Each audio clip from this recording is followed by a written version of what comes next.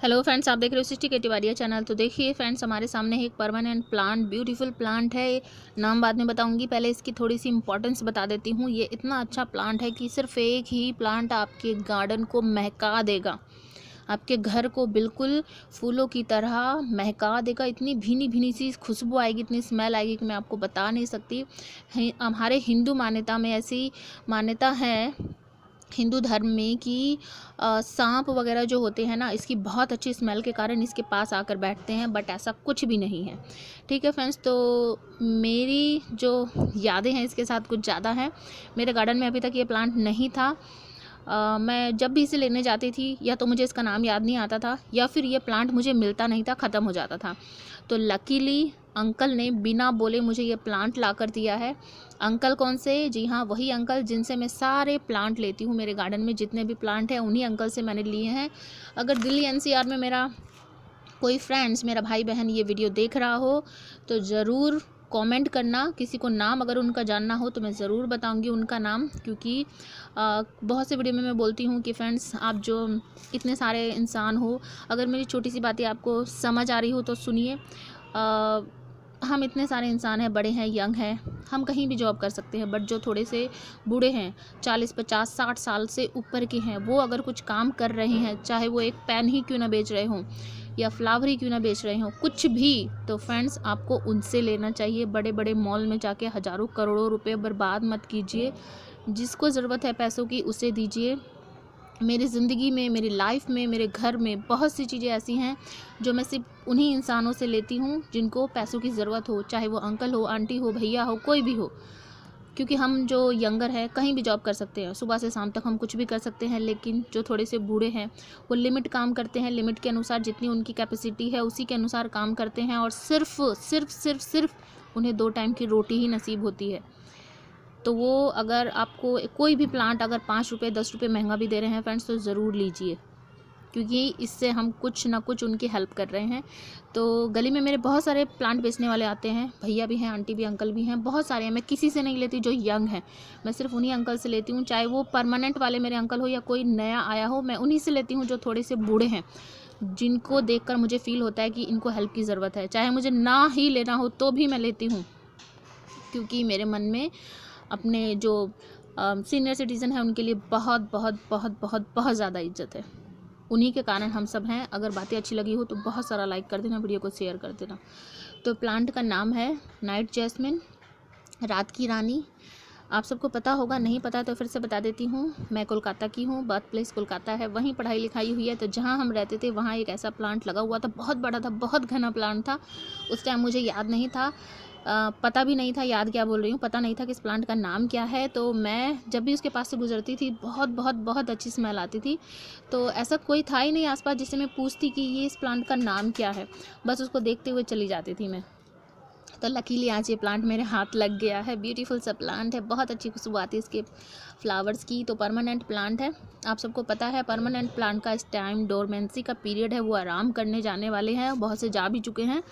तो फिर भी मैंने ले लिया है कि चलो ट्राई मारते हैं, अगर ये बच गया, सर्वाइव कर गया तो ज़रूर।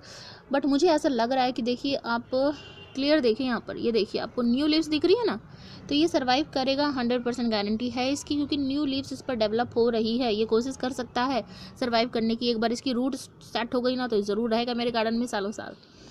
तो परमानेंट प्लांट की यही खासियत है, वो सालों साल आपके गार्डन में रहते हैं। थोड़ी सी केयर कीजिए, ज़रूर चलेंगे। तो डोरमेंसी का पीरियड मैं बता चुकी हूँ, सर्दियों का ही होता है इनका। ठीक है, सर्दियों के टाइम पे आप इसमें पानी मुश्किल से 5-6 दिन के बाद एक बार डालिए, धूप में रखिए, या जहाँ भी आपको जगह मिले वहाँ रख दीजिए, क्योंकि लीव्स गिरनी ही हैं इनकी, ये सूख जाएंगे, फिर भी आपको फेंकना नहीं है, जहाँ गड़े हैं गड़े रहने दो। जैसे ही बसंत पंचमी आएगी और उसके बाद मौसम नॉर्मल होगा, फटाफट इनकी ग्रोथ स्टार्ट हो जाएगी। ठीक है, तो चलिए केयर टिप्स बता देते हैं। परमानेंट प्लांट है, मिट्टी बिल्कुल वेल ड्रेन चाहिए, खाद भर भर कर चाहिए, तभी ये फ्लावरिंग करेगा। ठीक है, तो महीने में एक बार डालना खाद, ऐसा नहीं कि बस रोज़ ही डालते रहो, महीने में एक बार डाल दीजिए। 100 ग्राम 150 ग्राम के करीब कोई भी खाद, वर्मी कंपोस्ट, गोबर की खाद, पत्तियों की खाद, जो भी आपके पास अवेलेबल हो वो डाल दीजिए। तो चलिए मिट्टी का रेशियो बता देती हूँ। परमानेंट प्लांट जो होते हैं, आप सबको पता है कि उनमें मिट्टी आपको 50 से 60% के करीब मिट्टी रखनी है। तो मेरी मिट्टी है 60%, इसमें रेत भी मिला हुआ है, ठीक है। और इसमें एक छोटा सा यहाँ पर मुझे अर्थवॉर्म दिख रहा है, क्योंकि आज प्लांट की रिपोर्टिंग वगैरह कर रही हूँ, तो उसमें से 2-4 अर्थवॉर्म आ ही रहे हैं। आपको सामने दिख रहा होगा, 2 रखे हुए हैं मैंने, 4-5 प्लांट हटा चुकी हूँ लगाकर। तो 50 से 60% के करीब मिट्टी है।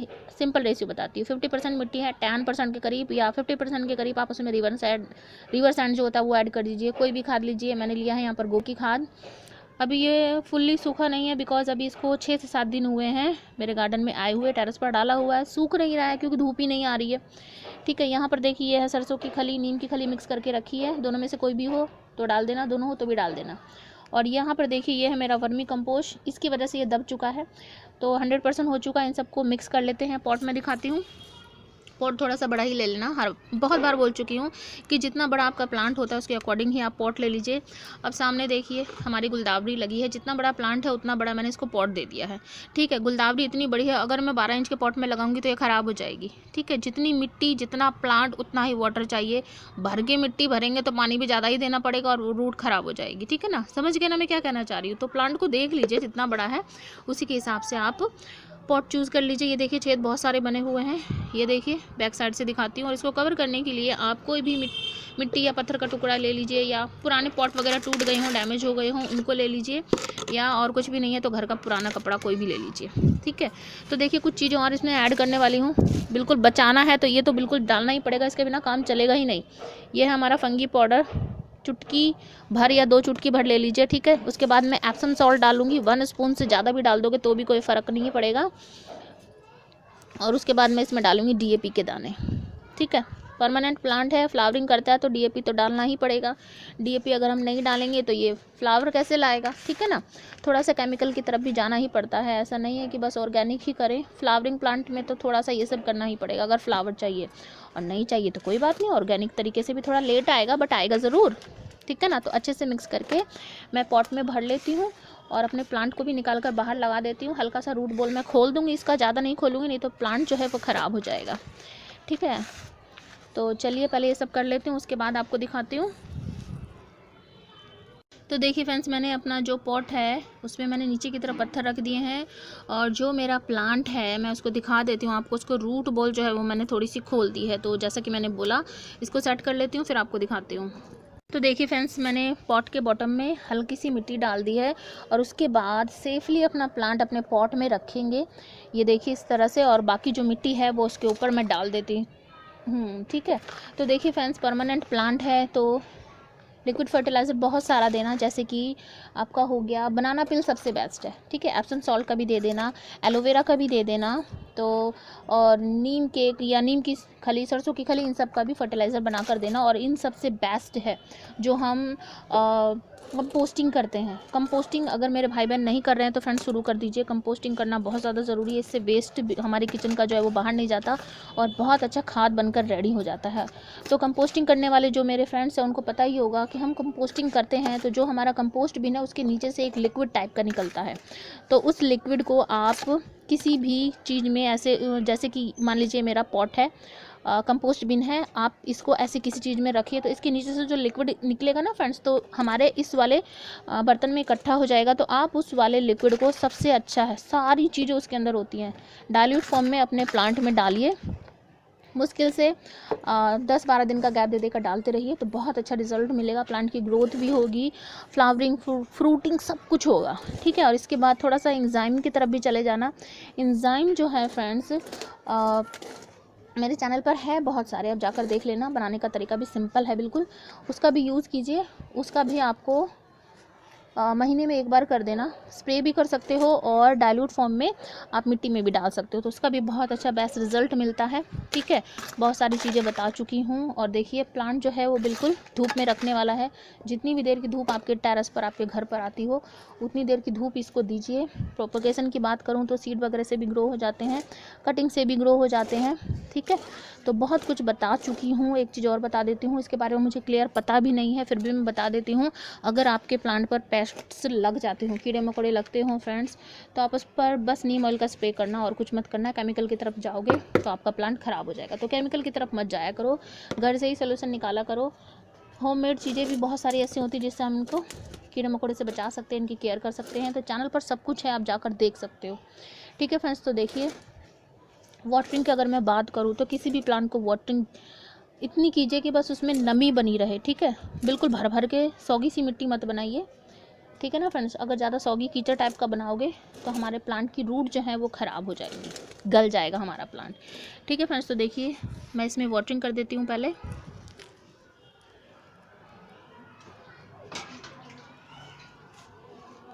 तो ये देखिए हमने वाटरिंग कर दिया। फर्स्ट टाइम वाटरिंग भर कर करना, बिल्कुल अच्छे से ड्रेनेज होल जो बनाया है हमने वहाँ से वाटर बाहर आना चाहिए, ठीक है ना फ्रेंड्स। तो देखिए पीछे जो पॉट रखा है मैं उसको दिखा देती हूँ आपको।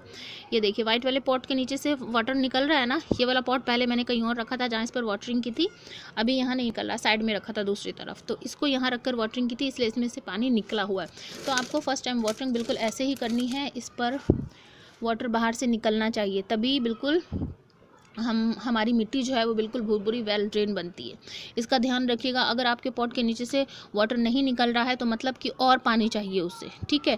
और गर्मियों की अगर मैं बात करूँ तो भर भर के वाटरिंग करना, कभी कभी तो ऐसा होता है कि दिन में 2 बार वाटरिंग करनी पड़ती है, बट सर्दियों में जैसा मैंने शुरुआत में ही बोला थोड़ा लिमिट वाटर डालना इसमें।